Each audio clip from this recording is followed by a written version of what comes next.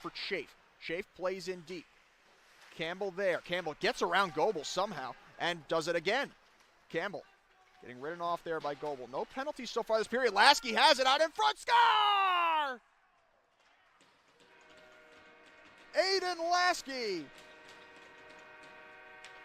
scores in his final regular season game at Jersey Shore Arena. His 6th of the year. It's 1-0 New Jersey. Again, Connor McNeil is saying that Atkinson is one of those players on the cusp, it seems. It's been a great effort as the 87s kill this off. They're 4 for 4. Legkov with it. Legkov to the backhand of the forehand, and they score! And guess who on the finish? It's J.D. Schonecker. His first goal in an 87s uniform in his debut, and it's 6-1. Legkov goes to fetch the puck. He's got his 4th point of the game. Now Akmahan, but Ludwig takes it right back. And now Moore will take over for New Jersey. Off the backhand, it'll be played by Lysienko. Now Moore. Moore trying to make his way through, and the 87s can start to set up. Osher, centering try, score! Alexei Lysienko! Welcome to the States, 4-3 New Jersey. Osher for New Jersey, number of other guys who are smart enough. They've been here for a couple of years, and they know what's what. They know how to settle things down. Kuhlenbeck will carry it. He shoots and scores! Sultan Kuhlenbeck, his first in the Garden State. A power play goal, 8-3 New Jersey. Just to get a better understanding of the penalty, I don't think he's going to be particularly thrilled, but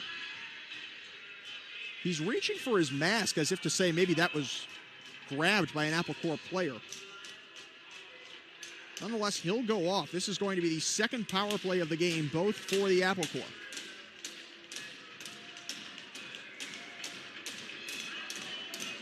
Now Tiago Ferreira will talk to Adam Hooley before we can drop this puck.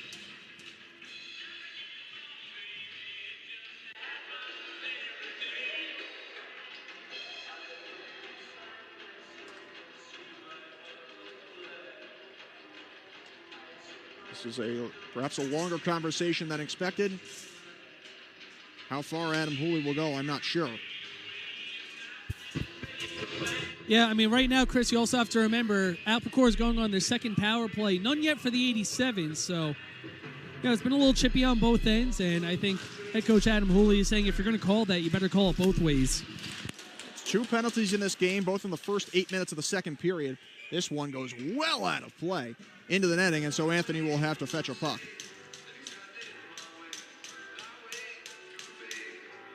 Landon Adams playing the centerman role for New Jersey, going against Hunter Atkinson, the lone goal scorer so far for New York.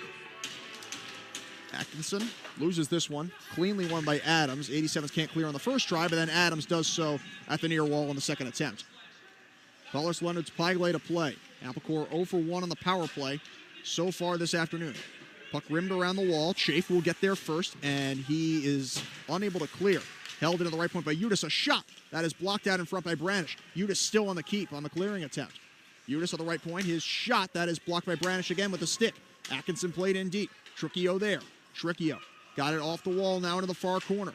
Tricchio again. That goes off his skate at the side of the net. Branish trying to get there. Atkinson a good one-hand touch. It goes through Tricchio though, and now it'll be Chafe who will clear off the wall.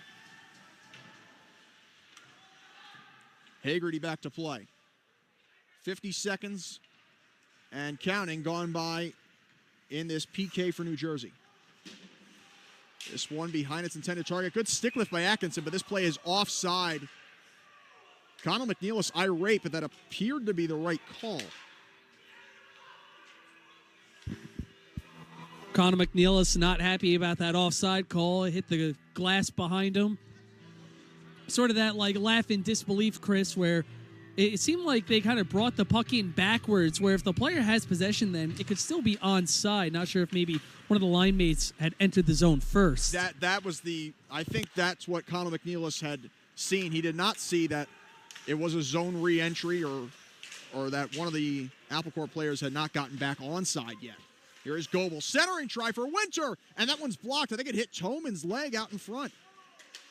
Galante turned it over. It'll be cleared just outside the blue line. Gage Winters had a few opportunities where he's sneaking into the high slot. He's finding those soft areas of the ice, something the 87's defenders have to keep an eye on because he's been getting loose, and he's had a few opportunities in the second period alone. And one of them there, as you spoke, Anthony, Tyler Goebel had a chance for a breakaway, but that puck was just beyond his stick. This puck played with a high stick, 87's will touch. As it looked like Goebel had a chance for a breakaway, but the pass was just beyond his reach, floating down the middle of the ice. Under 5 seconds, the 87s are 2 for 2 on the PK. Winter to the outside. Winter turned it over. Mulholland threw it right into the bench. Everybody's fine, fortunately. And we got a stoppage with 10:10 to play in the second, still even at 1. That Apple Core bench looked unfazed when that puck went towards the bench. I'm not sure if anyone knew it was coming. There's an Apple Core player who is in frustration at the right end of the bench who looked like just punched the wall inside the bench. This one trickles back toward the goal. Harisov plays it. It looked like Gorman was going to cover. Nonetheless, it's Ledkov on the right side. Let's see if Gorman is happy about that later. Ledkov, a centering try. That one goes through Lieberman, now played by Harisov on the far side. He centers again. Here is a shot. And that one will be stopped and held by Hagerty as popping out was the newcomer. That's J.D. Schoenecker. Just like we were talking about Gage Winter, same thing with Schoenecker as he curls up. He makes a sort of a button curl right towards that left side, Chris. Ledkov did a great job getting the puck on his stick, but just an easy save for Finley Hagerty. Adams wins the draw, albeit not cleanly. Harisov holding the zone at the left point.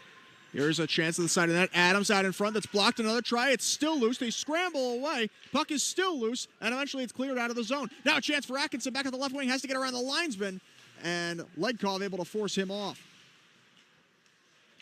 Now the other way. It's Ledkov at the left wing against Lieberman. Ledkov to the backhand. Coughed it up. Here's Adams with a shot and a save. Rebound still loose, and eventually covering is the netminder Hagerty. Schoenecker just dropped it off for Landon Adams. That puck was a little bit in Adams' skates, though, when Schoenecker dropped it back to Adams. So Landon really had to get his stick below his body. Couldn't really get much on that shot. But also, Chris, off that goalmouth scramble, that was Zach McKeel, the big 6'3 defenseman, who was able to clear the crease. And in the process, nearly sprung Hunter Atkinson for a chance the other way. Anthony, tell me there, do you think the linesman really makes that much of a difference? Do you think Atkinson really gets around him?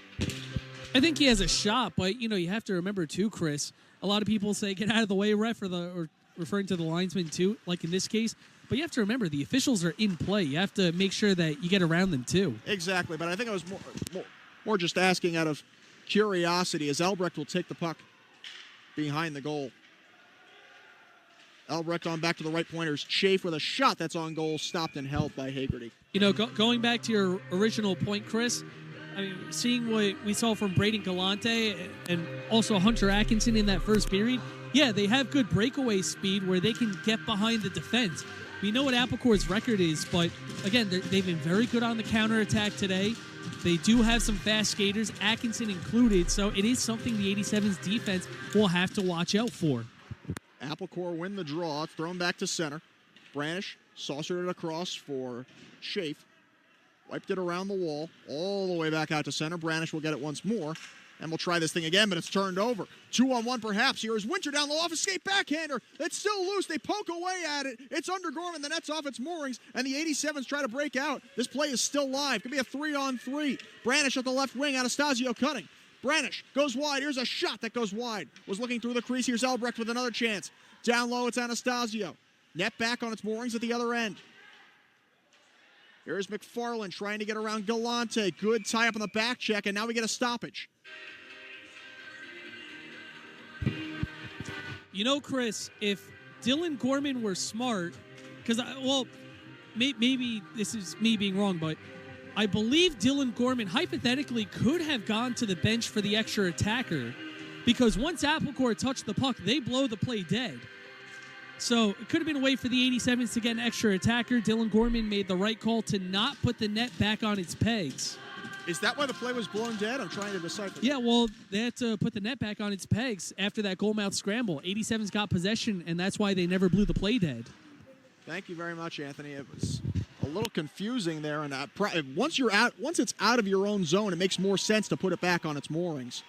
But it was a smart play by Gorman initially to leave it off. Here's Ledkov with a centering try for Adams. No, that wouldn't go. Big save by Hagerty. An outlet that goes through everybody, but eventually comes onto the stick of Dove. Dove. Outlet that is beyond the reach of Camille. Alvarado fires into the 87's bench. Anthony dropped his microphone. I'd like to point out that's normally my microphone. We're switched. I'd like to point out if I was down there as I normally would be, I'd hold on to the microphone. Chris, that puck hit the microphone. That ripped that microphone clean off my hand. No, I'm fine. I am perfectly fine. I was worried that was going to hit my head. That took a bounce off the wall. It was right past Ashley Robbins, the trainer.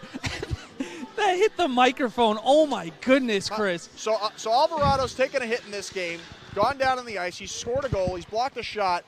This one loose at the front. Big save. McGillicuddy looked behind him. Somehow he held on. And then RJ Alvarado has also nearly killed our microphone as well. So what a phenomenal game for him. Very, very versatile. 4:01 remaining in this third. It is Matthew Goldenberg in his first game. What a play by Ledkov to backhand that one through. Matthew Goldenberg in his first game as an 87 getting a point. Here is Ledkov, and he scores! Alexander Ledkov gets his third point of the period, his 81st point of the year. And his 95th in an 87's uniform.